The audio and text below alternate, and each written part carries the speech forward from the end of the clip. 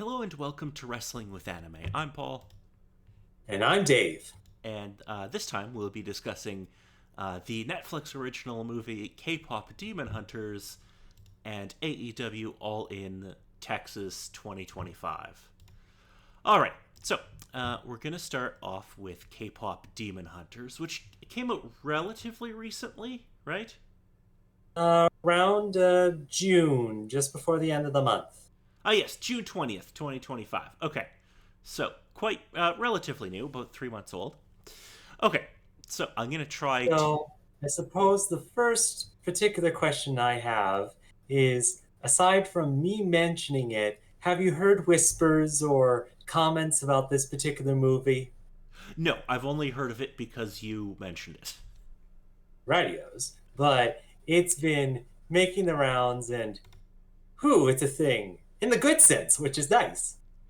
Yes, I don't know if this technically counts as anime because it is made by Sony Pictures, but whatever, we're counting it. Hmm. Okay, so the basic plot is that these three girls that have this K-pop trio Hmm. um, are also demon hunters, and they have to. Okay, so this is the part that I wasn't entirely clear on how this works. They have to do Radios. something. They use song to create this barrier for demons being able to enter the world or something, right? Yes, the basis is before it all started, demons were completely free of coming from the underworld into our world and doing demon things, such as taking our souls, killing peoples, and making more demons to cause more havoc. But then the hunters at the time, with their voices and killer demon weapons, were able to create a special barrier known as the Hun Moon to protect humanity from uh, demon attacks using the power of their song and soul spirit energy stuff thingies.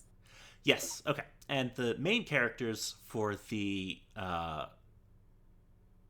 trio that we follow, which are named Huntrix, which okay. So there's I'm gonna probably butcher pronouncing one of these names. So there's Zoe, who is allegedly a rapper, although, uh, uh, and she's also their main lyricist. There's Mira, who is the main dancer, and she's the one who does the visual effects, I guess. And she's more of a rebel. And then there's Rumi, who's the lead vocalist, and I guess kind of the default leader. And we also find out that she's part demon. Yes, since case of she is the daughter of the previous member of the hunter group that sadly passed away, but also supposedly had interrelations with the demon, causing the effects with Rumi having demon uh, sort of cases with it. But a previous member from the previous group raised her and built the Huntrix group around Rumi to continue on with the Demon Hunter tradition. Yeah, and all the demons have these they call them patterns or whatever, but it looks kind of almost like tribal tattoos or something. Yeah, it's kind of the easy way to say it. Yeah. Okay. So we start off with the three of them being very successful. They're like this super successful um, K-pop group, and they're finishing up their world tour, and they release their new single called Golden, which is meant to turn this Hun Moon golden, which means that no demons can get through. I think. Pretty much the basis of the idea. Okay. We then go into the demon world, where the I don't remember his name, but he's basically the devil. Pretty much. That's his, Gima. Okay. Uh, Essentially shown off as a giant bonfire with a speaking voice. Yes. And then one of his demons, Jinyu, says, "Hey, why Hmm. don't we form a K-pop boy band to steal their fans, and that'll weaken the Han Moon, and then we can like take over Earth, or at least get to Earth easier. So they form this boy band, and they have like they start releasing music, and they have these concerts, and they become very, maybe not quite as popular as Huntrix, but they're definitely very popular. Built up a group and is competing with them decently enough, but kind of the case of it bounces between one or the other every week. Yeah, they're very much like neck and neck. Um, Jinyu ends up contacting Rumi and finds out that she's part demon, and we find out that 400 years ago he made a deal with this Guima that helped him escape poverty. He tells her initially that he used it to help his entire family escape poverty, but we find out later that he lied about that, and it was only to like help himself. Yeah. Yeah. And then we find out that these Idol Awards are coming up, and Huntrix are going to produce a diss track against this new boy band called the Soja Boys. And Yeah. it's called Takedown, and it's super lame. I can somewhat understand it. It works within the basis of the movie for Yeah. particular things with it, but again, it's the particular thought that we'll get to when we start discussing about the music. Yeah, okay. It works within the confines of the movie, but if this was a diss track that somebody released, it would be the weakest diss track ever. Yeah, in comparison to things nowadays. even in comparison to stuff from the 90s, Dave, this would be weak as shit. Yeah. Yeah. Like, Tupac's Hit 'Em Up was far more brutal than this, and that was in, like, 95 or something. Yeah, no, that makes sense. Anyway, they go to the Idol Awards, and the Soja Boys don't appear, and the Huntrix perform Golden. Oh, right. Also, during this time, Rumi is losing her voice because apparently her part demon side is taking over, kinda, maybe? I don't know. That wasn't clear to me. Hmm. Um, they choose to shelve Takedown because they, like, Rumi was kind of being like, oh, maybe not all demons are so bad. I'm totally not part demon. Don't think that about me. But then some imposter demons pose and trick Rumi into performing Takedown, which results in her having her demon pattern things revealed. She flees the stage to find Mira and Zoe, and they're betrayed, learning about her heritage and her collusion with Jinyu. Then what else happens here? Oh yes, they go to the Soja Boys' final performance, which is designed to shatter the Han Moon and unleash Gui Ma. Rumi meets with Celine and desperately asks her to end her life. Celine refuses and offers to conceal the events, but Rumi lashes out at Celine for never fully loving her before leaving. Right, Celine is the one that trained them. I probably didn't explain that prior. Yes, yes, yes. Rumi interrupts the Soja Boys' performance with a new song addressing shame and self-acceptance, breaking Guima's trance. Reunited, Huntrix fight back and free the crowd. A repentant Jinyu sacrifices himself to save Rumi, giving his restored soul to her. The empowered Huntrix defeat Guima and the Soja Boys, resealing the demons and creating a new Han Moon. And afterwards, Rumi and the others kind of make up, and they go back to being their, like, group as normal. Yeah. Yeah. Okay. So, I liked this movie. Good. I actually quite enjoyed it. And I suppose the big question after that is there a particular thing that you were either not expecting or found you enjoyed as the movie went along? Or was it stepping right in and just being like, this turned out great? A little bit of both. So I went into it kind of going like, oh god, it's a K-pop like musical thing. I'm gonna hate this because I don't really do K-pop. But I actually didn't mind the music in this. I thought most of it was pretty good. It was pretty catchy, except for Hmm. "Takedown." I think that song. Well, okay, "Takedown" works within the film, but like I said, if that was an actual diss track that somebody released, it would be terrible. But I thought the music was Hmm. all pretty good. It's pretty catchy, and again, like it works within the film. Like, would I listen And I to it think. outside of the movie? No, but yeah. Hmm. And I think it's one of the particular things about the movie that I think the basis of when they first made all these particular songs, they were used as additional storytelling methods within the movie's story to give a bit more either explanation or story to how specific things sort of look, since several of the songs either give explanations to some of the girls' Mhm. backstories, the basis of how they're feeling, how things kind of go on from stuff. And fits within the movie to have the interesting feeling of being a movie about the K-pop stars doing their songs and whatnot, but also helping out with the story without having to go into either additional flashbacks or other uh, additional story methods to try and either give more explanation to certain things and similar sorts of stuff. But another particular thing about the movie is there's several particular things that they don't bother to touch on. And curious of your thoughts on it. What do you mean?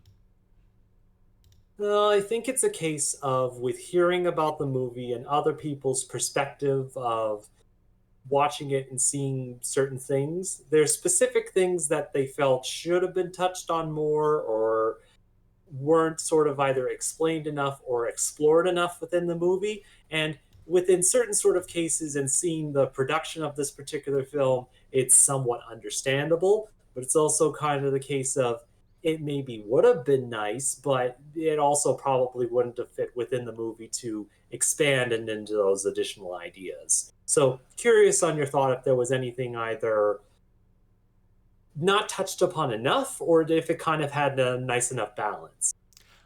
I feel like it strikes a pretty good balance. Like, are there things that I would change about like certain parts of the movie? Yeah, sure, but I don't feel like, for the most part, I feel like I was able to follow everything, and like there were a couple of little things where I was like, okay, I don't really know why that's happening, but there was nothing where I was like, I'm completely lost. I don't know what's going on.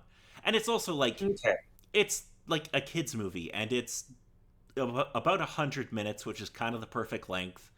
And Mhm. they can always do a sequel to, or like a TV series to dive more into some of that stuff.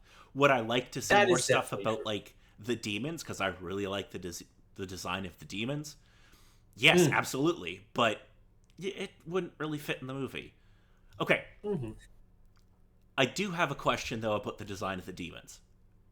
I, Okay. I'm assuming that this. Okay, actually, this is not specifically just about the demons. I'm assuming that the movie is like pulling a lot from like Korean mythology, right? Kind of a mixed match of things, which kind of happens with it, but decent amount of either Chinese, Japanese, Philippines, as well as Korean sort of stylings of the particular demons.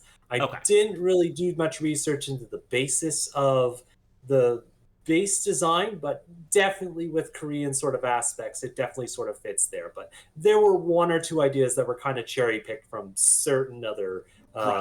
thoughts of it. Okay, so they kind of just took a little bit from a bunch of different Asian cultures. Okay, Mhm. because the demon design, I was like, those feel very Japanese to me for some reason. Mm. There's And just again, it's a case of just with how interconnected and intermingled a lot of those particular things are. It's kind of a case of where you go and hear it from, and then going to a new location and seeing relative things, but having their own different spin on it. yeah, no, I really liked it, and I was like, oh, these don't look like the demons we would see in like a traditionally Western kind of approach. They have like a very cool design that's unique to that like part of the world, and I like that. Mm. So I suppose with the thought of demons, out of curiosity, what were your thoughts on the tiger and the birdie? Oh, okay. So I actually really like them. No, that's understandable. They're kind of the big fan characters within the show, which give a good mix of silly side characters to additionally appeal to kids and additional other people that absolutely adore particular animals and other sorts of things in things like this. Yeah, and like the thing is, they're not overly focused on. Like they're in the movie a little bit, but like they don't take over at any point. It's like, oh yeah, they're there and they're in a couple of scenes, but they're not like annoying. Hmm. And I think just to match with the specific idea that they're not super within the film, only having little bits and points, but they're definitely enough for merchandising. Oh yeah, of course. Absolutely. There's going to be toys of them. Hmm. Absolutely. And there's So probably I suppose with a particular question on my mind, out of the Huntrix group, did you gravitate to a particular one as a favorite? ooh, that's hard because I actually like all of them. Okay, with all their particular sorts of aspects. Yeah, I like I don't know. I feel like they're all fairly well developed characters. Like I don't know. I guess if I had to pick a favorite, oh, it's gonna be Mira or Zoe, but I don't know who. Okay, because honestly, with my thoughts about the particular characters, I was leaning with you toward Mira, just with her personality and the particular scenes that she kind of has. Yeah, yeah. I don't know. But like, I'm also like, oh, but Rumi's pretty cool too. Like, Mhm. I don't And know. I suppose the other thing is it's also a little bit one-sided, quite honestly, but any particular favorites within the Saja Boy group? Okay, so that's maybe the one thing that I don't love about the movie is that we don't really get to meet any of them except Jinyu. Hmm. Because like everybody else, like they have like a handful of lines, but they're very much in the background. Yep, and it's pretty much just kind of a marvelous case of their names is what they are. Yeah, yeah. I did really enjoy. There were a couple of side characters that I really liked. Um, Yes. Healer Han or Han, played by Daniel Day Kim. He's the doctor they go to for like not a potion, but a tonic. That's what they call it. I quite enjoyed Yes. him. Um, Yes, he marvelous with his eye trick. yes, and Ken Jeong as Bobby, their agent and manager. I really like him as well. Yes, he is also a fairly decent addition to the film for being part of the list of characters within things, but not being super focused on, but in comparison to other characters, kind of being within the story enough to kind of be within the main cast. Yeah, he's kind of there as like almost like a comic relief character. Like he's not super serious, but he does have some good lines and stuff. So yeah, I liked him. Hmm. I think one last thing before I forget about it is with Sony working on this particular film and the work that they did with the animation. Do you think it fit fairly well with the particular sort of style? Or were you sort of thinking that with some of the ridiculous scenes and some other things that they tried to pull off with the story within it, you were kind of like, what were they thinking? Oh, like where they kind of go and they like change animation styles sometimes for like a couple of seconds, Hmm. where they go to like they make somebody like super cute or with like these exaggerated features. I was fine with that. Hmm. I thought they didn't do it too much to the point where I found it annoying, and I'm like the times they did it, I'm like, oh no, that's actually kind of funny. Hmm. Yeah, no, I liked the film. I thought it was very good. I think it's one of the particular cases about this one. This particular film I've seen recently, in particular, is it steps a little bit more back into older films of the time. For I can't specifically think. The only one I can specifically think of doesn't really match, but it's one that I remember seeing recently with you was like Ninja Turtles live action movie Oh that we God, went to see. yeah. But not so much the case of them kind of matching, but them still having kind of the older style of film story sort of idea. Nothing too absolutely crazy, but something that seeing it would be amazing to see as a kid and just latch onto uh, incredibly. And in certain sort of cases, it's like, God, we've needed this in like forever. But also kind of cases of, I'm hoping this sort of succeeds and hopefully nothing kind of turns sour with it. But again, only time will kind of tell and see how things sort of turn out. But especially with the news I've heard about it and other people online commenting about it, it's been nice to see this get the admiration that it's been getting. Yeah, and apparently, just reading here, apparently they're already talking about doing a sequel. So, Though it's kind of the case with the one or two people sort of talking about it, the company is kicking themselves in the butt that they put this as a Netflix film and didn't actually get it out into theaters, especially with how it's been received. yeah, I'm sure that Sony is not super happy about that. But at the same time, I don't know if this would have done super well in theaters. Like, I feel like this kind of had to go to Netflix where people would discover it because I think if you tried to advertise this in North America as a theater thing, I don't think it would have done well. Hmm. And again, I think that's pretty much one of the particular sorts of tricks with it that they didn't really bother doing too much advertising or commenting about it aside from like the one or two things I vaguely remember hearing about it before it was released. But then also the case of, when do they ever do flipping advertising for particular films that they want to release aside from the supposed big guns that are supposedly going to do well off even if they didn't have advertising? Well, see, without getting too into it, that's kind of the issue with making a movie now is like Hmm. studios only want to do things that are sure hits. Hmm. Cuz well, cuz if you look at it like if you go to the theaters, 90% of the movies you're going to see are some kind of like action film that's going to do well in theaters because the like adult quote unquote adult dramas that we got 20 years ago made a ton of money when they went to DVD, but that market doesn't really exist anymore.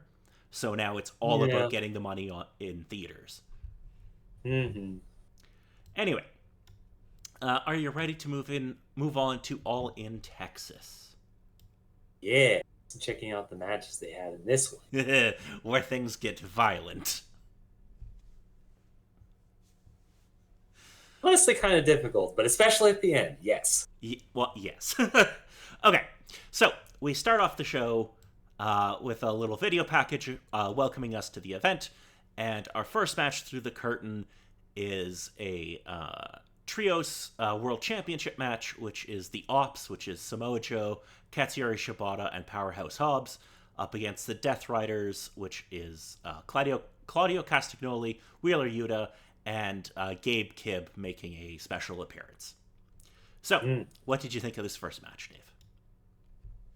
With this one, especially with the amount of time that's kind of gone by with particular wrestling matches and not exactly knowing where certain storylines or other things are kind of sitting at the moment, it's the case of stepping back in and just kind of enjoying the match for what it is with one or two of the particular people I specifically know of. Though it was the slight case of a little bit concerned at what happened to Samoa Joe at the end of the show with getting the bit of the beat up at the end of things after the win and just not exactly being in the best sort of condition and being like, ew. Yeah, okay, so this match, okay, look, Tony Khan, TK, I love pro wrestling. I love AEW. 6 hours is too fucking long for a pay per view. Mm, It just is. If there were matches I had to cut from the pay per view, this would have been one of them. And it's not that it's a bad match, it's perfectly good. This would be a great main event of Dynamite. But it probably shouldn't have been on the pay per view. That being said, it is a good match, and yeah, Samoa Joe gets beaten down at the end by Gabe Kidd and the Death Riders, and they do the whole Pillman Ice's neck in the chair thing. Mm-hmm. All right, we then move on to the men's Casino Gauntlet match, where the winner will receive a future AEW World Championship match. So for those of you who don't know, the way that AEW does their gauntlet matches is two people start off, and then at random intervals, somebody else will come in, and the first person to get a pin or submission wins. Okay, because did hear the countdown with thing, but then after a certain amount of time, it was a certain wait period, but then it sort of started up again. So I wasn't exactly sure if it was specifically random or how they specifically did it. But the basis of the idea of the match makes sense, though I'm not too sure if it was a case that they made adjustments from how I've seen it in previous matches in the past, or if that's just how they've always done. So they used to do. They did change it because they initially it was really dumb. They had where how did there was 21 people in the match, and 5 would come out for each suit of cards, and then the Joker would come out last. And that was really dumb, and nobody liked it, so they changed it to this format, which I think works much better. No, because weirdly enough, just with your explanation, it's like I vaguely remember you mentioning a match like that, and just the case of it was not quite a clusterfuck, but holy cow, it was just kind of confusing. Yeah, I think this is much easier to follow because it's one person coming out at a time, and I think it just leads to better. It's easier to follow, and it leads to better storytelling because you can focus on like a few people at a time and not okay. There's 5 more people in the ring now. What the fuck do we do? Yeah. So yeah, Again, I think just with time away with not knowing too many of the wrestlers that are either wrestling now or particular ones, just the case of reintroduction to a particular one of it goes by MJF of just being like, yes, you, concern. yes. So the order of entrance for this match, it's Mark Briscoe and MGF starting off. Then we get Ricochet, Bandito, Takeshita, Mystico, Josh Alexander, Anthony Bowens, Roderick Strong, Brody King, Juice Robinson, Kota Ibushi, the Beast Mortos, and Max Caster, who is the best wrestler alive. Just from his name or just in your own opinion? No, it's just a gimmick he does. Radios. So, what did you think of this match, Dave? Again, it was interesting. There were particular sort of things of there was Hysteria, if I got the name right, coming out with his theme song, looking for the praise and other sorts of particular things. Luchador sort of design with it. And in certain case, it was understandable, but it was kind of the case of this was maybe one of the things that was kind of like, maybe this is why these matches were far too long in certain sort of cases. Yeah, I really like this match. I think it's fun. It is like just under 35 minutes. It could probably be trimmed down a bit, but I don't know. There's a bunch of really good people in this match doing really good work. Well, that's definitely true, and interesting enough with again all the particular members and their particular styles with this, with the luchadors doing their specific flips and other sorts of things from there, and the bits of grappling and other sorts of stuff they had within there. It had a decent mix of all the particular styles sort of going at it. Yeah, absolutely. They have like Bandito and Mystico and like MJF who can fly around, or not MJF, Ricochet who can fly around. But then they've also got the bigger guys like Brody King or like the Beast Mortos who can just fucking murder people. Yeah, just kind of the case of take the hit, but also send them flying. Yeah, no, I think it's a really good match. MJF ends up winning after pinning Roderick Strong, so he will be guaranteed a world title match at some point in the future. I do have to give a shout out to MVP, who was on commentary during this match, because he cracked me up. I forget who it was that was coming out. It might have been Ricochet. Or no, it might have been somebody else. It might have been Mystico, where MVP stands up and he's on commentary, so he has the headset on, but he pulls the commentary mic down and he just yells at MJF, Max, don't pay attention to all that bullshit, kick his ass. Yeah. I love MVP for stuff like that. He's so good at those little moments. Anyway, moving on to the next match, which is, well, before the match, we have to do. Adam Cole comes out, and we find out that he will be unable to defend his TNT championship due to some medical concerns that he is dealing with. They don't tell us exactly what they are, but the belief is that it's further concussion issues, so he might be retired now. We don't know, which would really suck because he's really good. But at the same time, I mean, fair enough. If you're getting concussions that regularly, you should probably step away. Yeah. So instead of him defending his championship, we get a four-way for the vacant TNT title, which is Sammy Guevara, Daniel Garcia, Kyle Fletcher, and Dustin Rhodes. And you get to see Don Callis in this match. I love Don Callis. He's a piece of shit, Carney. So, what did you think of this match, Dave?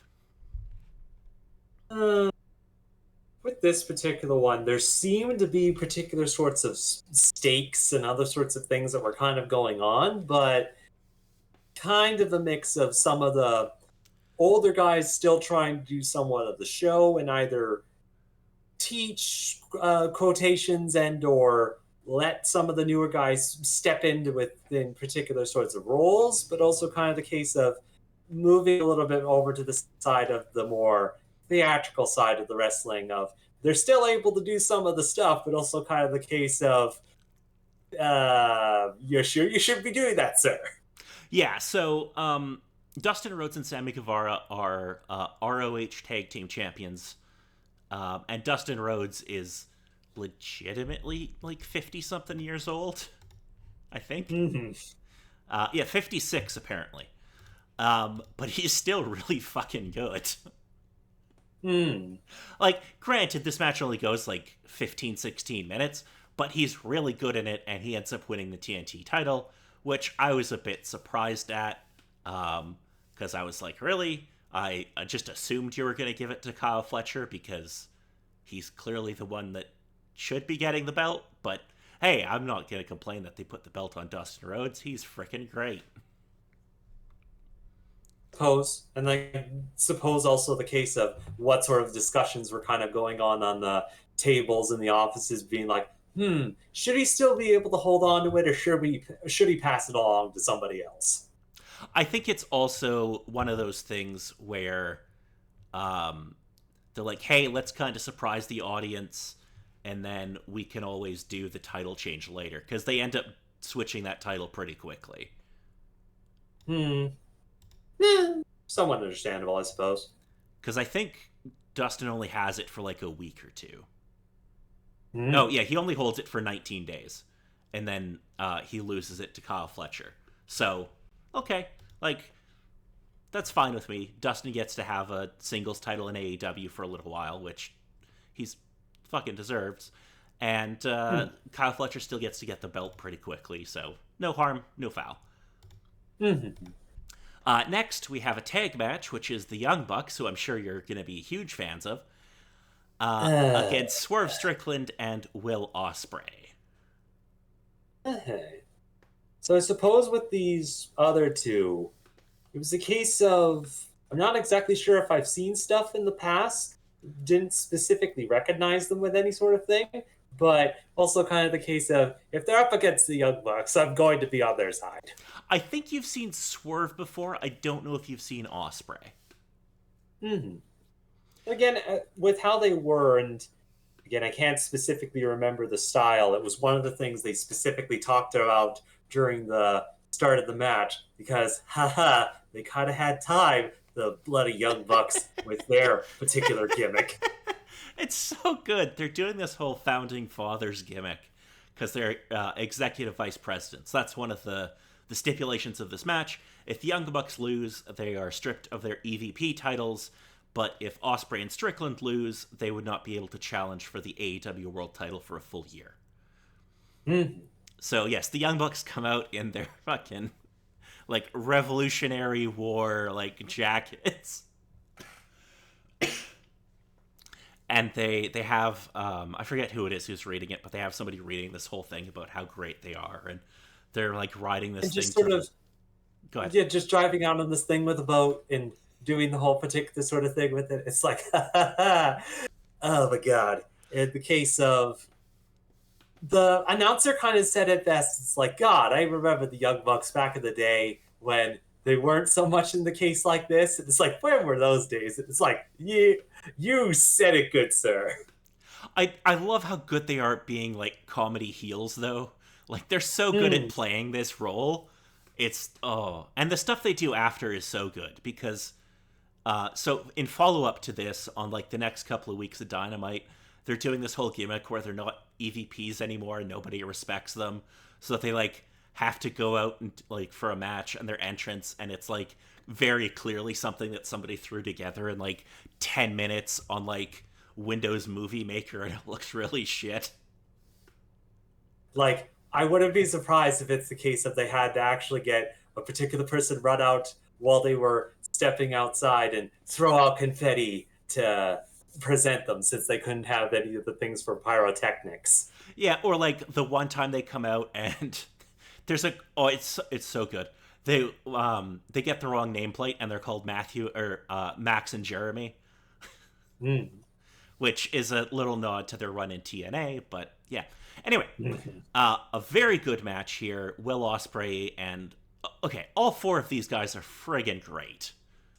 No, that's definitely one of the particular things of definitely with my dislike for the antics that the Young Bucks do, it's still a case of with their technique and the style that they work with it in wrestling, it works fairly well. And especially with Swerve and Will Osprey, I'm not sure if it's a case of either match with them, but it's kind of a good interplay that they all kind of shared within the entire thing.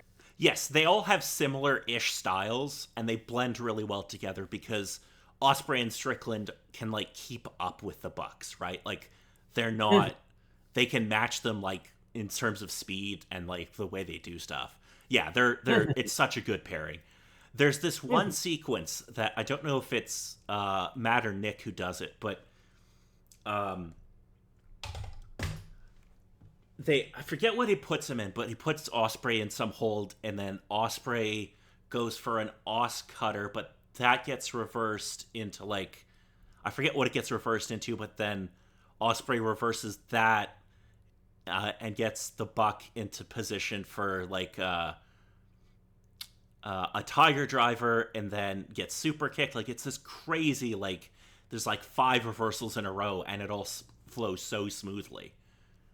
Okay, yeah. Again, I can't specifically remember timing and when it specifically happened, but just the sequence of events that they all took for doing all those particular moves that you were mentioning there. I specifically remember that within the match, and that worked fairly well just with their timing and whatnot they had for everything. Yeah, they're so fucking smooth.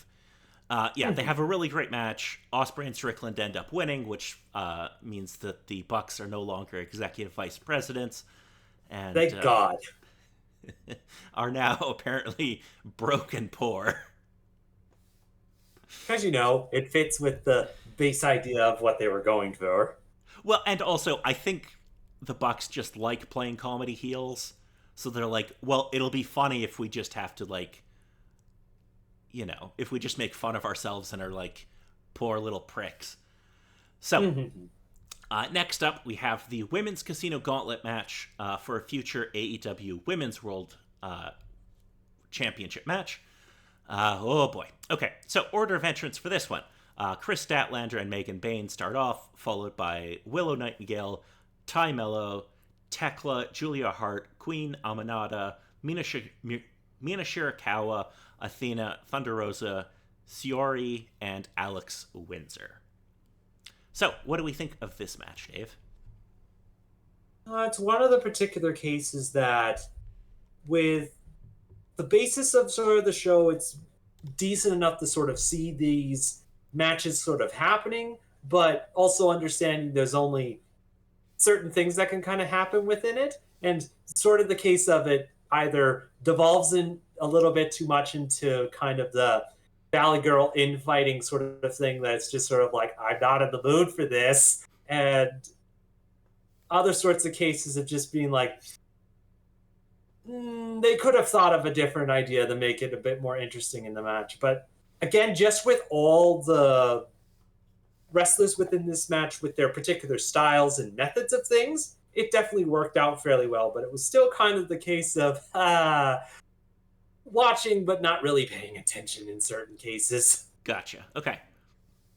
I think a big problem with that, or the reason, especially for these like multi-person matches, is like you don't really know the talent, right? So you're kind of being like, oh, there's a lot of people here, and I don't really know who anybody is, and that's kind of a problem I think AEW has sometimes. Is they do like these huge multi-person matches, which if you're a fan and you've been paying attention for the last 6 months, are really cool. But for a new viewer, it's kind of like, who the fuck are all these people? Yeah, like one of the cases of there wasn't any particular one that I either recognized from previous matches or if they were all newbies that were just going through this match to get into one of the bigger matches. You might have seen some of them. You might have seen Chris Statlander or Julia Hart or Thunder Rosa before, but yeah, most of them would have been new to you for sure. But yeah, Athena ends up winning by pinfall, so she came into the match as the ROH Women's Champion, and she can now challenge for the AEW Women's Championship because having two separate companies within your one company isn't confusing at all. Oh, no, of course not. Though, in comparison, it could be a heck of a lot worse. I guess it could, but okay. Again, Tony Khan, TK, you don't have the ROH belts on AEW so much. It just makes things confusing, especially for new viewers. Okay, so next up we have a three-way tag team match for the AEW World Tag Team Championships. We have Jet Speed, which is Kevin Knight and Speedball Mike Bailey, versus the Patriarchy, which is Christian Cage and Nick Wayne, and they also bring out Kip Sabian and Mother Wayne, and the Hurt Syndicate, Bobby Lashley and Shelton Benjamin coming in as champions with MJF and MVP. So what did you think of this match, Mr. David? Well, again, I think it was kind of the case of as soon as I saw MJF step back out onto the scene along with the other ones, the case of, there's probably a particular storyline behind all of this particular sorts of stuff, but especially with all three of the teams kind of going at it together, it was interesting enough, though it was a bit of the case with the Hurt Syndicate with their entrance of the song that they had. It's like, it's kind of adding along to, why is this show so long? Look over here. Yes, that is definitely part of it. But their song is also, like, it's super simple, but the crowd loves it. Yeah, pretty much an additional sort of thing of giving a cheer for the crowd to cheer the wrestlers on for those certain things for there. Yeah, because the lyrics to the song, I think in their entirety are "We hurt people." Yeah, pretty much for the chorus and other particular things from there. Which, in all fairness, is a really good theme song for these two guys. Like, if you were to come up with entrance music for Bobby Lashley and Shelton Benjamin, just having somebody sing the line "We hurt people" over and over, I'm like, yeah, that makes sense to me. Okay, so the Hurt Syndicate end up retaining their belts, but there's a little drama in the ring after, within the Patriarchy, where Christian Cage is attacked by Nick Wayne and Kip Sabian, and Adam Copeland returns to save Christian Cage in the end. So, what do you think? It's a bit of the case with this particular show that made slight mistake previously with trying to watch it at a certain point, but not exactly being within the right mindset or conscious in certain cases. But even with the second walkthrough or watch through, it was a bit of the case of, I don't understand the drama, but something the heck is going on. Yes, so Nick Wayne, at the end of the match, hits Christian Cage with the kill switch. I think he should have hit him with Wayne's World, but that's just a minor gripe. And then Hmm. Adam Copeland comes out to save Christian. Um, Christian and Adam Copeland haven't exactly been friends on TV for quite a while because Christian's been a dickhead heel. But Hmm. the potential is that hopefully, they'll end up reuniting and getting a tag run in the near future, which would be nice. True. And I suppose the case of with the particular item that they used with it, essentially a paddle stick with a whole bunch of nails stuck Yes, in on one end, just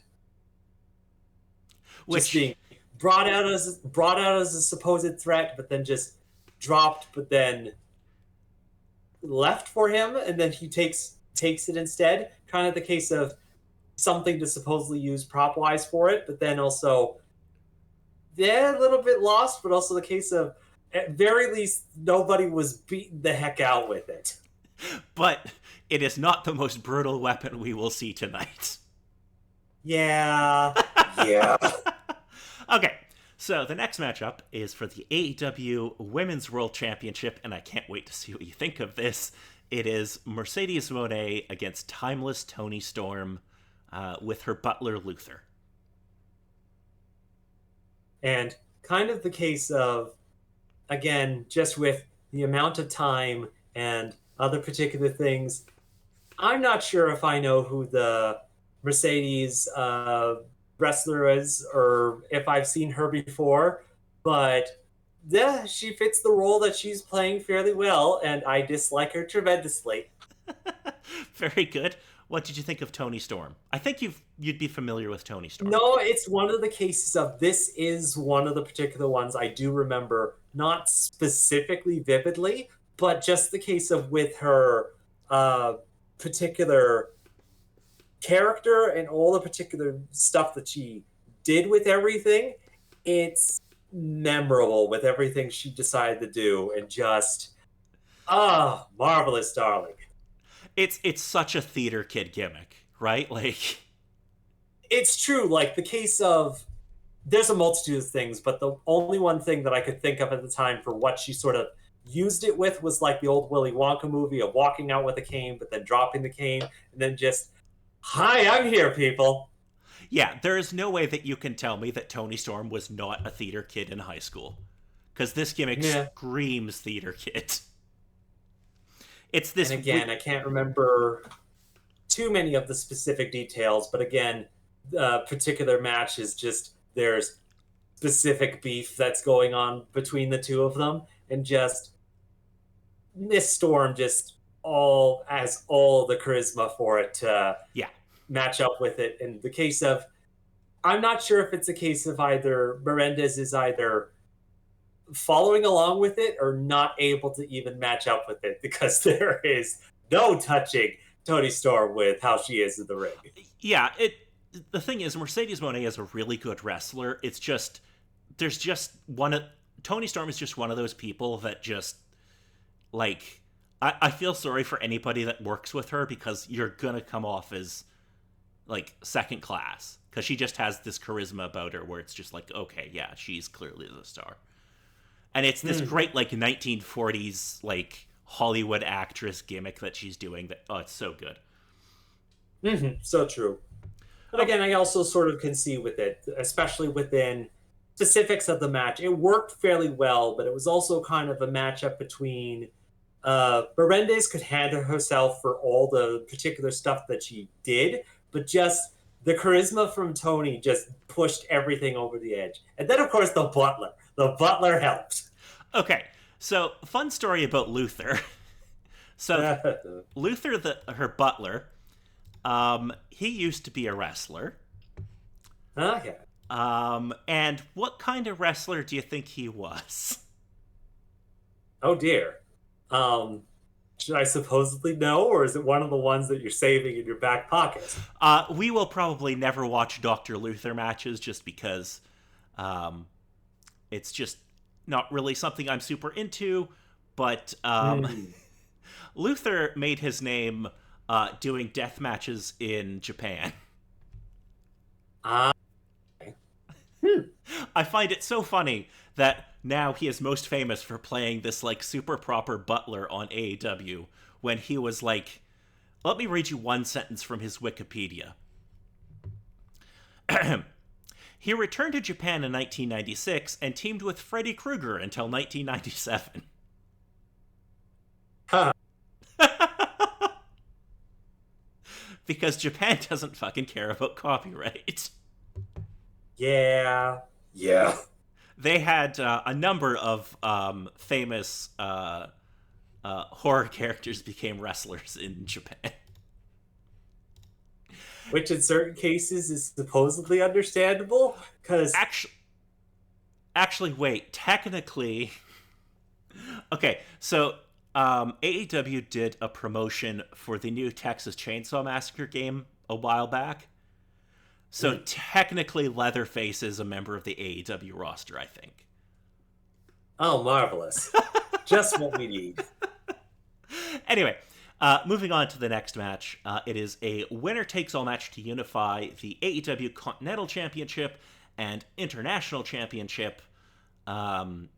Yes, so we have Kazuchika Okada versus Kenny Omega. What do you think of this match, David? You're familiar with both of these fellows. Yeah, with both of them. Case of we had this quick little introduction to words. Okada, who came in during the earlier multi-man match to face off against a couple of them, but then just the case of the Kenny Omega, just ooh, the stuff that goes on. Yes, And I so think sort of the case of with how long it's been since the last time I've seen them and not exactly sure where things are specifically sitting at the moment, that there's still a bit of a case of decent enough respect between the two of them, even despite where the story with them is sitting at the moment. yeah, so they're feuding. Kenny Omega legitimately did have diverticulitis, so they play that into the story of the match with Okada focusing a lot on the stomach. Mm, Because oh fuck, diverticulitis is really fucking bad. mm. But yeah, it's a really good match. I mean, it's not as good as the matches they had in New Japan, but in all fairness, I mean, not many things are. Yeah. But yeah, they have a really good match. Okada ends up winning and becomes he retains his Continental Championship and also picks up the International Championship. And yeah, that they were surprisingly, Kazuchika Okada and Kenny Omega had a very good match together. It's definitely true. And I think it's one of the particular things of it's one of the cases of with how long they've sort of worked together within uh, cases in the past up till now that their styles are there, but they kind of blend so well with each other in certain cases. Yes, they do. And certain cases of with how Kenny's style has changed over the years with where he was bits in the past and especially where he is to now. This is the case of the caped men or capped men singing the particular choir song with the entrance that he kind of had. Be like, huh, what angle are you playing now with Kenny? But also the case of somewhat understandable, but also the case of yeah, just where's Kenny sitting? But still seeing that despite aging, that style wise, they're still match well enough with their wrestling style and whatnot there, and they can still go at it with the styles and whatnot that they have within it from there. But Yeah. Yeah, I mean, Kenny's had to I think adapt it's to. also the case of with this particular match that out of either the ones you showed me or from what I can specifically remember, it's actually one of the ones that I have actually seen Kenny lost. Like, it's usually Kenny manages to get through a match with Omega instead of Omega standing out on top. It's Yeah. like, okay, that's a nice change of pace. Yeah, Kenny has had to change his style just due to like injuries and stuff. over the years. But like him and Okada, they just have such a good chemistry together that you could put them out there, and 99 times out of 100, they're going to have an incredible match together. Like they just click together so well. Mm-hmm. Alrighty, moving on to the final match of the night. Oh boy. It is a Texas death match for the AEW World Championship. Jon Moxley defending the world title against Hangman Adam Page. So, David, did you enjoy this match? And on a scale of 1 to 10, how bloody was it? Let's see. How quick was blood drawn, I suppose, is the next question. And it was pretty flippin' quick. Within like 2 minutes. And just the case of, I'm not exactly sure how specific graphic it's supposed to be from there, but wasn't it literally that he just took out an X-Acto knife and bladed him right in the face? No, I'm pretty sure what happened there, Dave, was I think Moxley initially brought in the fork, but then Hangman was able to get it and repeatedly stabbed Jon Moxley in the head with the fork. Okay, because did see the implement, but wasn't exactly sure if it was a razor blade or which it was specifically. No, I'm pretty sure it was just a fork. And the funny thing, in certain cases, I understand the match style and just the case with it, but also sort of the marvelous case of it's mildly amazing that there's still any of these particular guys that do these sorts of matches without getting sent to the hospital. So here's the thing, Dave. You might not believe this, but this is not the most brutal match that I've seen Hangman have. This is second. Why am I not surprised? He had a really brutal cage match with Swerve Strickland that was far more disturbing. Ay. That match involved a hypodermic needle. Yes, because of course. Because they're crazy bastards. Okay. Yes, Jon Moxley gets cut open with a fork very early in the match. They then have a bunch of broken glass in the ring because it's a Texas death match and somebody is going to end up going into glass. Yeah, and just the marvelous case of the marvelous things that hide underneath the ring. Yes. What else do they do? They use some chairs. I think somebody ends up going through a table at one point. It's very brutal. At least 2 times in certain cases. Yes, it's very brutal, but it is also very good. And Hangman ends up winning. He ends up winning by hitting the buckshot lariat and Jon Moxley falling onto this giant board of nails. Yeah. Oh, it's so good, Dave. Like, I know that this isn't going to be for everyone, but I thoroughly enjoyed. No, that's not how he wins. Hangman ends up winning by wrapping a chain around Moxley's neck and throwing him off over the ring and strangling him. Yeah, I vaguely remember that. They made a decent match of the, hey, look, a chain, smack. Yes, he strangles Jon Moxley with the chain, and Moxley is forced to tap out, and Hangman Adam Page becomes the new AEW Men's World Champion. What did you think of this match, Dave? Just with basis of comments of things, it's like, I somewhat understand it, but also the case of, why do these matches still exist? How are these guys not dead? The funny thing is, especially like before he became famous, this is the kind of stuff Moxley did all the time. He was just known for being like a hardcore deathmatch guy. I think the particular... Now I think I have it confused, but the particular word that comes to mind is masochist, though I think that's different within the sense. But just how bad someone wants to hurt themselves. No, I think Moxley might have a bit of masochism in him because, like, he even said, like, in an interview before he got famous, he's like, I'd go to a promoter and I'd like make a deal with them. I'm like, okay, well, for this much money, I'll go through a table, but for this much money, they can light it on fire. Or he would basically just go in and be like, what do you want me to do? Here's the price list. Anyway. Boy. So Hangman Adam Page ends up becoming the world champion, and we finally get to see the belt again, because part of John Moxley's thing was that the world title was kept in this briefcase that Marina Shafir had the key for, and we hadn't seen the belt in like 6 or 7 months at this point, and it's a nice little moment, and yeah. There's one thing I really love about Hangman whenever he refers to his world title. He always specifically says AEW Men's World Championship. Ah, yes. Which is a nice little touch because it puts it on the same level as the women's title. It doesn't differentiate the two. Yeah. Which is a nice little touch. Good job, Hangman. Alrighty, so that was AEW All In. What did you think, Dave?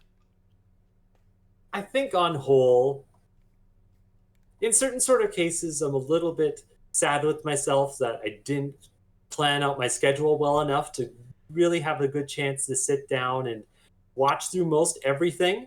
But nevertheless, it was still nostalgic with seeing the one or two particular matches that I particularly enjoyed, knowing the particular wrestlers within the match, seeing their styling and whatnot again, and seeing how things are going at the moment, but also seeing how things are also going with some of the newer blood that's coming into some of the matches and whatnot. And the case of some things never change, and oh god, please somebody change this. Why does this still exist?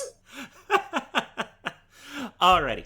Well, so for next time, we've actually already decided on what we're doing. So, because amazingly enough, we managed to get a double whammy together. We did. So I will be viewing.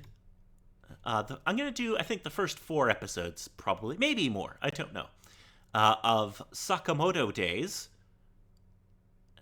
which Dave has recommended for me, and I am going to be, Dave, you're going to be staying in AEW land. Well, I think so. I'm not exactly sure if you're up for diving back into what the other wrestling companies have been doing, though, surprisingly enough, they've also been going on to Netflix for some reason. Yes, WWE has a Netflix deal, but I don't watch WWE. So you are going to be watching, actually, the most recent AEW pay-per-view, the one that came after All In, AEW Forbidden Door 2025. Where it's a crossover between AEW, New Japan, and CMLL. Okay, because and maybe I'm not exactly sure, but hearing the title of Hidden Door, this case of, why did I suddenly get to chill down my spine? Yes, Forbidden Door is, these are always very good shows, but they're kind of, they usually have some storyline stuff to them, but they tend to be less storyline heavy as a general rule. So I think you will quite enjoy the show, but we will find out next time. So, yes. Till then, I've been Paul. I've been Dave.